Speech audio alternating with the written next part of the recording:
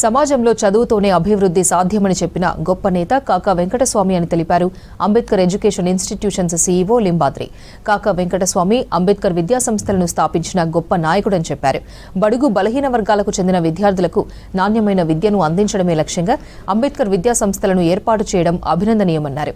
విద్యార్థులు కాకా ఆశయ సాధనతో ముందుకు సాగాలన్నారు లింబాద్రి.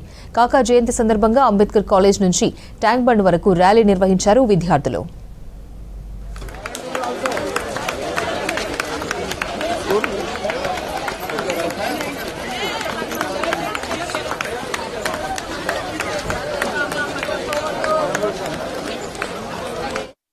స్వామి గారి 96వ జన్మదిన సందర్భంగా అందరికీ శుభాకాంక్షలు.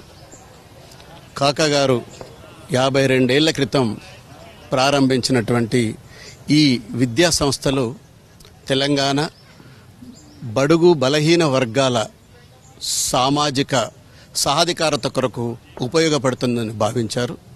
విద్య ద్వారా మార్పు సాధ్యమవుతుందని, విద్య ద్వారా అసమానతలు తొలగించుకోవచ్చు అనేటువంటి ఒక సుదీర్ఘమైనటువంటి దార్శనికతతో కాకా గారు ఈ విద్యా సంస్థలను స్టార్ట్ చేశారు.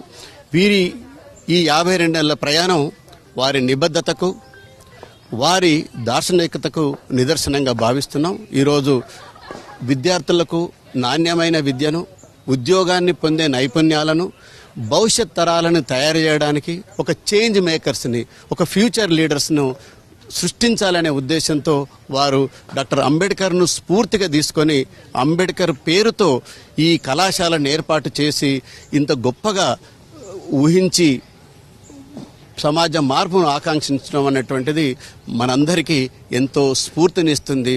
తప్పకుండా వారి ఆశయాన్ని ఈ విద్యార్థులు, ఫ్యూచర్ జనరేషన్ స్వీకరిస్తారని